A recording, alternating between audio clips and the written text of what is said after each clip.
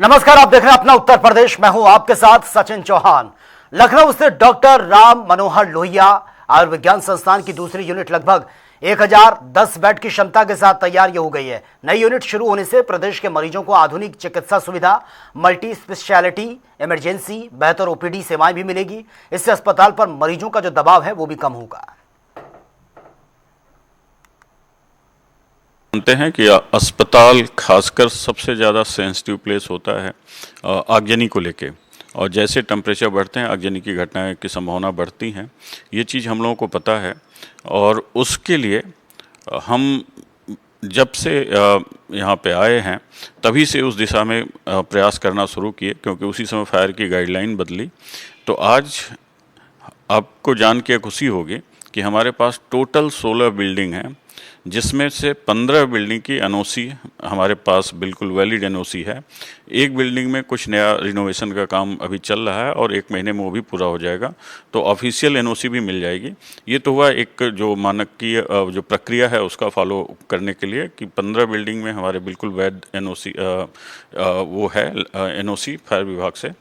दूसरा ये है कि हम लोग हर महीने एक फायर डिपार्टमेंट के साथ मीटिंग करते हैं। उनके कई बार डिस्ट्रिक्ट फायर अफसर आते हैं, उनके मतलब चीफ फायर अफसर भी आए हुए हैं।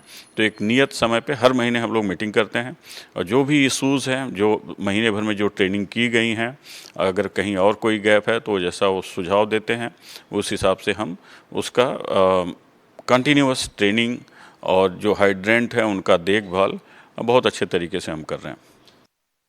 डॉक्टर राम मनोहर लोहिया आयुर्विज्ञान संस्थान का जो सेकेंड यूनिट है, जो न्यू कैंपस है, वो आज देख रहे हैं कि यहाँ पे जो लोहिया देखा जाए तो शहीद पथ है, शहीद पथ पर बना हुआ है न्यू कैंपस। और जाहिर सी बात है कि जो न्यू कैंपस बनाया गया है ये आम जनता के लिए जल्द ही तैयार होगा और जल्द ही इसका शुभारंभ होने वाला है। क्योंकि आपको बता दूं कि लगभग 1010 बेड का अस्पताल बनाया जा रहा है, जो न्यू कैंपस बनाया जा रहा है। सबसे बड़ी बात है कि आने वाले जो देखा जाए पूरे उत्तर प्रदेश से जो आने वाले लोग हैं, जो आने वाले जो पेशेंट हैं, उनके लिए तमाम अगर देखा जाए तमाम फैसिलिटीज़ यहाँ पे मौजूद रहेंगी। स्पेशलिटी हॉस्पिटल बनाया जा रहा है और आपको बता दूं कि लगभग 1010 बेड का अस्पताल है। उसके अलावा अगर देखा जाए तो इस हॉस्पिटल में नर्सिंग जो नर्सेस हैं उनका हॉस्टल भी बनाया गया है।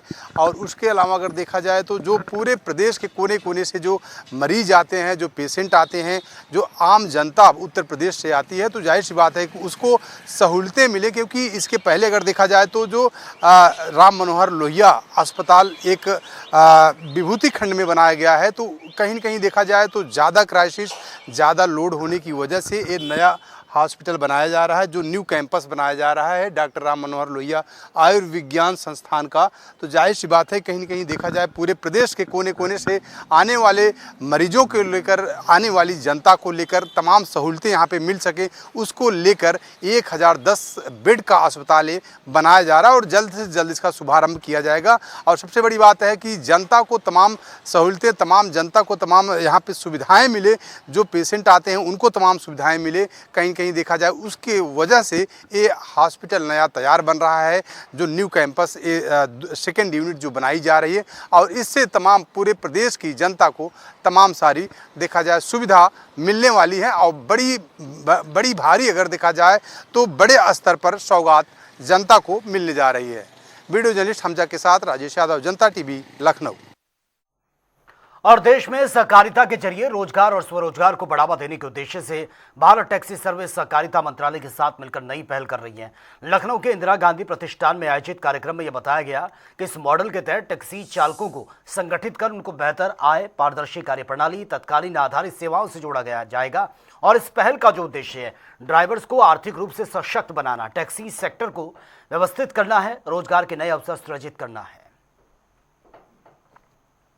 भारत सरकार के सहकारिता मंत्रालय को 5 वर्ष पूरा हो गया है और उसके देखा जाए उपलक्ष्य में उत्तर प्रदेश सरकार भी सहकारिता मंत्रालय का 5वां वर्ष मना रहा है। और सबसे बड़ी बात है कि उत्तर प्रदेश को समृद्धि की ओर ले जाने को लेकर किसानों को, ग्रामीणों को और तमाम जो और पूरे प्रदेश के लोग हैं उनको आगे बढ़ाने को लेकर सहकारिता विभाग लगातार आगे काम कर रहा है। इसी को लेकर भारत टैक्सी भी सहकारिता विभाग का एक बड़ा हिस्सा बन चुका है, जिसमें तमाम सारे जो उत्तर प्रदेश के लोग हैं, यहाँ तक कि अगर बात करें पूरे देश में जो भारत टैक्सी है, भारत टैक्सी बड़े लेवल पर अब काम कर रही है। कहीं न कहीं देखा जाए इससे तमाम रोजगार भी लोगों को मिल रहा है। और हमारे साथ अगर देखा जाए तो भारत टैक्सी के तमाम सारे लोग भी मौजूद हैं, मैं इनसे बातचीत भी करूँगा।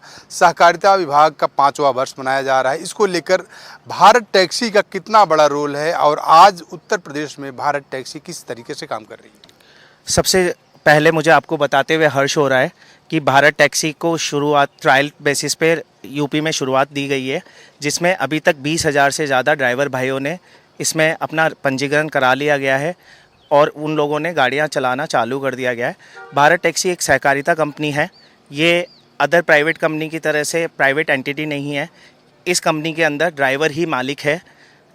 ड्राइवर 500 रुपये में 100 रुपये के 5 शेयर खरीद के अपना मालिकाना हक इसमें पा सकता है। इस कंपनी में अदर कंपनीज़ की तरह बहुत ज़्यादा कमीशन, ड्राइवरों का शोषण, ये सब कुछ नहीं होगा। ड्राइवरों को सारी सुविधाएं दी जाएगी। सुविधाएं जैसे उनसे कमीशन ना लेना, उनका इंश्योरेंस प्रोवाइड करना, उनका हेल्थ इंश्योरेंस प्रोवाइड करना, उन्हें गाड़ी लेने के लिए लोन में हेल्प करना, ये सब सुविधाएँ उनको दी जाएंगी और उनका लाभ उन्हें मिलेगा। आम जनता की अगर बात किया जाए तो आम जनता इसके पहले देखा जाए ओला उबर यूज़ करती थी, तो क्या इसमें जो भारत टैक्सी है इसमें आम जनता को क्या सहूलतें मिलने वाली हैं और किस तरीके से आम जनता के लिए भारत टैक्सी काम करेगी? इसमें भी मुझे आपको बताते हुए खुशी हो रही है। आम जनता को ये फ़ायदा होगा कि ओला, रैपिडो जिस तरह की कंपनीज ये सर्च प्राइसिंग करती है, किसी समय पे 4 गुना किराया, 3 गुना किराया बढ़ा देती है।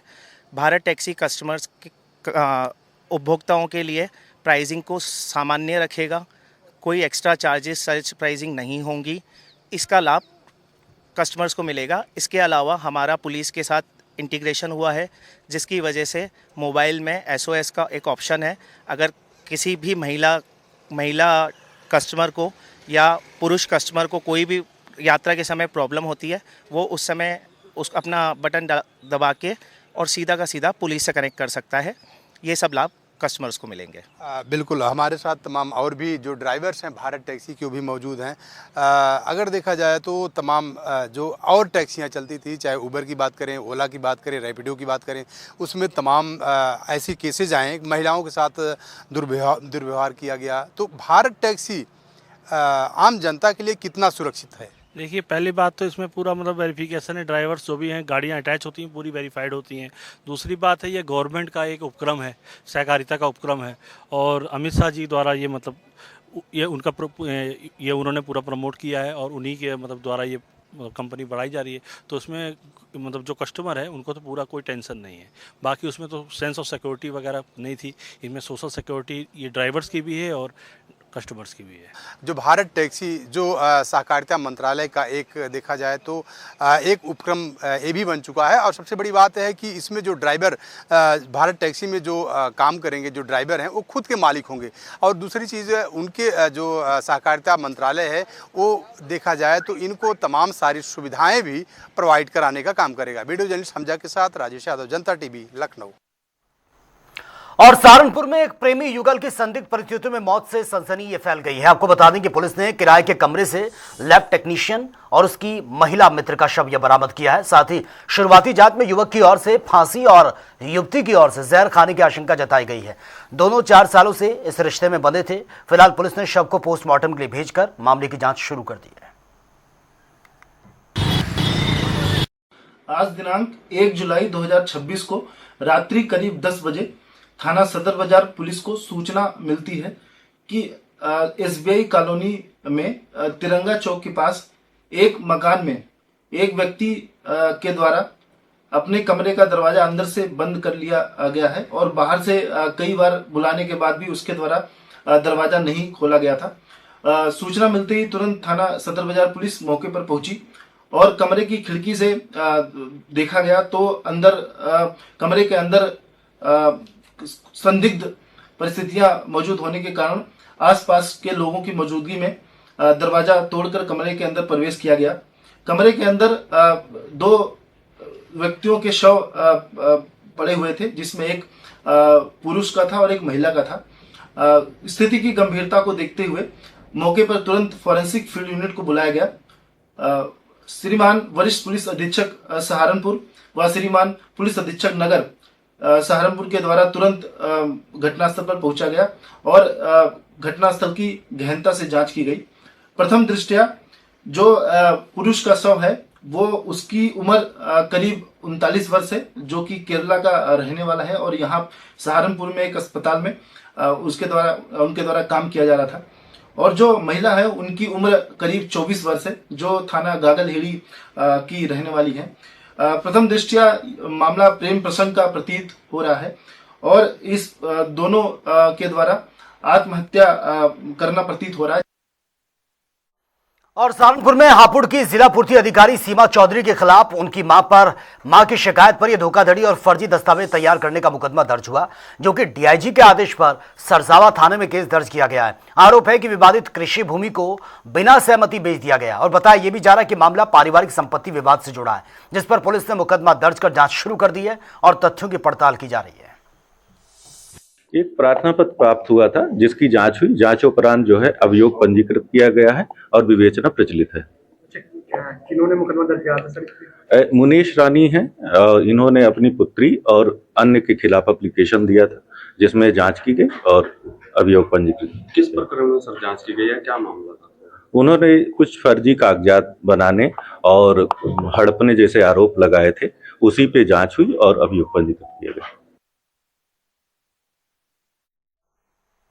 चलिए आगे बढ़ते हैं। बदायूं के सिविल लाइंस क्षेत्र में पुलिस जहां पर इनामी बदमाश से मुठभेड़ में व्यस्त थी, महज 500 मीटर दूर तार चोर गिरोह ने बिजली विभाग को लाखों का नुकसान यह पहुंचा दिया है। लेकिन ग्रामीणों की सतर्कता से एक आरोपी को पकड़ लिया गया, जबकि बाकी फरार बताए जा रहे हैं। इस घटना ने पुलिस गश्त और सुरक्षा व्यवस्था पर सवाल खड़े कर दिए हैं। फिलहाल पुलिस गिरोह के बाकी सदस्यों की तलाश में जुटी है।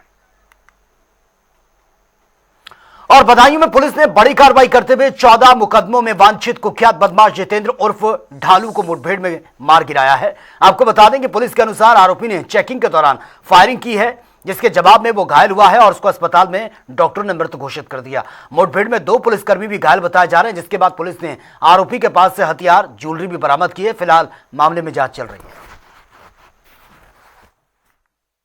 ये कल का जनपद बदायूं का मामला है। बदायूं में थाना इस्लाम नगर में कुछ दिनों पूर्व एक डकैती पड़ी थी, जिसमें 7 अभियुक्तों को गिरफ्तार किया गया था। इनका सरगना जो मुख्य अभियुक्त था जितेंद्र उर्फ ढालू फरार चल रहा था। इस पे मेरे स्तर से 50,000 रुपये का इनाम घोषित किया गया था। टीमें इसकी गिरफ्तारी के लिए लगी हुई थी। कल इसकी कुछ अन्य घटना कारित करने की सूचना प्राप्त हुई थी, जिसमें जनपद बदायूं के थाना सिविल लाइंस में घेराबंदी की गई। उस दौरान इसने पुलिसकर्मियों पर फायरिंग की, जिसमें एक उप निरीक्षक और एक आरक्षी को गोली लगी। जावेद फायरिंग में पुलिस के इसको गोली लगी, ये घायल हुआ। इसके पास से एक 32 बोर की पिस्टल और एक 315 बोर का कंट्रीमेट पिस्टल और भारी मात्रा में कारतूस, साथ ही कुछ ज्वेलरी और रुपए भी बरामद हुए। इसको हॉस्पिटल ले जाया गया और उपचार के दौरान इसकी मृत्यु हो गई। और ये बेसिकली रहने वाला था, ये हापुड़ धौलाना थाना क्षेत्र का, और वर्तमान में संभल के बनियाठेर में रह रहा था। अग्रिम कार्रवाई इसमें सुनिश्चित की जा रही है। पहले भी मुठभेड़ में कई आरोपी डकैती में जेल जा चुके थे। जी, इस घटनाक्रम में 7 लोग पहले जेल जा चुके हैं और ये सरगना था, ये काफ़ी समय से फरार चल रहा था। इसीलिए इस पर पहले जिले स्तर से 25,000 का, बाद में मेरे द्वारा इस पर 50,000 रुपये का इनाम घोषित किया गया था। प्रयागराज के संगम नोच पर भारतीय किसान यूनियन ने 20 सूत्रीय मांगों को लेकर अनिश्चितकालीन जल सत्याग्रह शुरू कर दिया है। और इसी मौके पर युवा प्रदेश अध्यक्ष अनुज सिंह के नेतृत्व में किसान डीएपी, खाद, बिजली और साथ ही भूमि भुगतान, अन्य समस्याओं के समाधान की मांग कर रहे हैं। वहीं प्रशासन की ओर से किसानों को मनाने का प्रयास किया गया, लेकिन प्रदर्शनकारियों ने मांगे पूरी होने तक आंदोलन जारी रखने का ऐलान कर दिया है। आज भारतीय किसान यूनियन के द्वारा संगम नोच पर एक धरना किया जा रहा है, जिसमें उनके द्वारा यह कहा जा रहा है कि पूर्व में कुछ ज्ञापन उनके द्वारा दिए गए थे, जिन पर की गई कार्रवाई से वो संतुष्ट नहीं है। उनसे इस विषय में वार्ता हो रही है कि फिर से अपना ज्ञापन में जो विषय उन्होंने उठाए हैं उनको समयबद्ध तरीके से और नियम अनुसार उन पर कार्रवाई करते हुए हम शीघ्रता से उस पर कार्रवाई करेंगे। अभी भी हम वार्ता कर रहे हैं किसान यूनियन के पदाधिकारियों से और उम्मीद करते हैं कि वो इस आश्वासन पर कि हम शीघ्रता से इन विषयों पर कार्रवाई करके और उन्हें इन विषयों से अवगत भी कराएंगे, वो अपना धरना समाप्त करेंगे, ऐसी उम्मीद करते हैं। उनका कहना है कि जब तक मांगे पूरी नहीं होगी ये जल सत्याग्रह खत्म नहीं किया जाएगा, तो किस तरह से? हम वार्ता कर रहे हैं, हम प्रयास यही करते हैं कि एक सकारात्मक इसमें हम सफल होंगे और किसानों के हित में जो भी उनके विषय हैं उन पर नियमानुसार आवश्यक कार्रवाई जरूर करेंगे। संगम नगरी प्रयागराज में भारतीय किसान यूनियन के द्वारा आप देख सकते हैं जल सत्याग्रह किया जा रहा है और आप देख सकते हैं किसान नेता और उनके साथ उनके समर्थक पानी में उतरे हैं। फिलहाल उनसे बात करने की कोशिश करेंगे कि आज आप लोग यहाँ पानी में उतरे हैं, क्या वजह है पानी में सत्याग्रह? हाँ जी, रुक जाए एक मिनट। हाँ, आज आप लोग यहाँ पे जल सत्याग्रह कर रहे हैं, किन मांगों को लेकर पानी में है, क्या मांगे?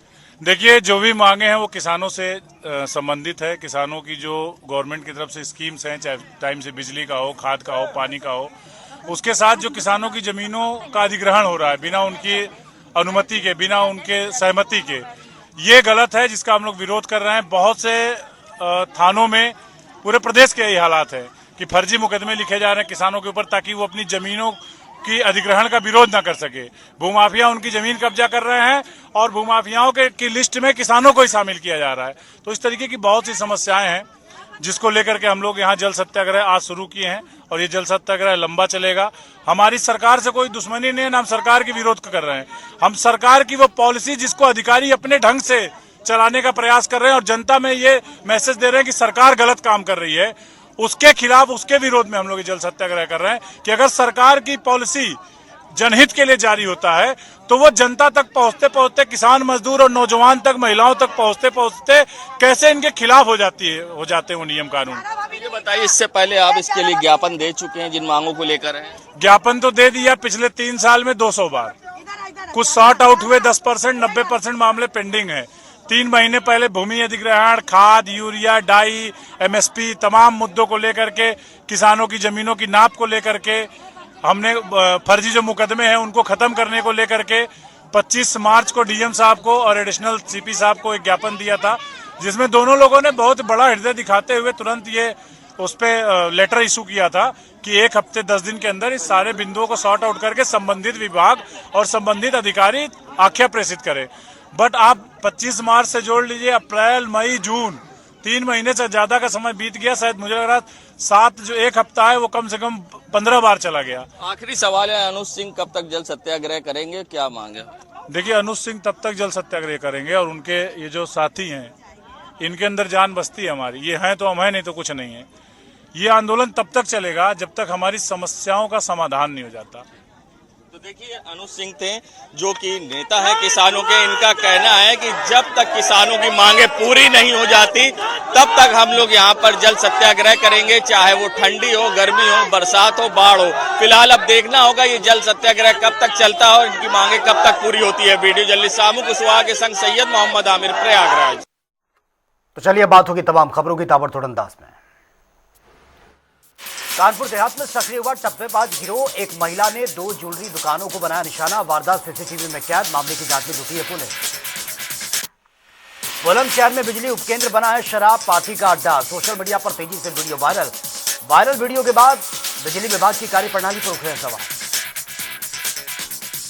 झांसी के खोआ मंडी में पेंट की दुकान में भीषण आग लग गई है। 2 मंजिला इमारत की छत भरभरा कर गिरी, मौके पर दमकल विभाग ने मोर्चा संभाला, 2 घंटे बाद राहत बचाव कार्य जारी। लखीमपुर के दुधवा ने रचा है नया पर्यटन रिकॉर्ड, इस सत्र में पहुंचे हैं 75,615 पर्यटक। विदेशी पर्यटक ने भी किया है दुधवा का भ्रमण, वन्यजीव पर्यटन को मिला बढ़ावा। फिरोजाबाद में गैस की कालाबाजारी का भंडाफोड़, 87 सिलेंडर बरामद। जिला पूर्ति निरीक्षक स्वीटी की टीम ने जैन नगर में किया छापेमारी, अवैध गैस कारोबार पर कसा शिकंजा। लखनऊ में अवैध प्लांटिंग पर चला है ये बुलडोजर, 12 करोड़ की सरकारी जमीन कब्जा मुक्त, प्रशासन का संदेश, सरकारी जमीन पर अवैध कब्जा करने वालों के खिलाफ होगा एक्शन। अलीगढ़ में दबंगों का कहर जारी है, 2 युवकों के साथ मारपीट, पिस्टल की बट से किया हमला, वारदात के बाद आरोपी मौके से फरार।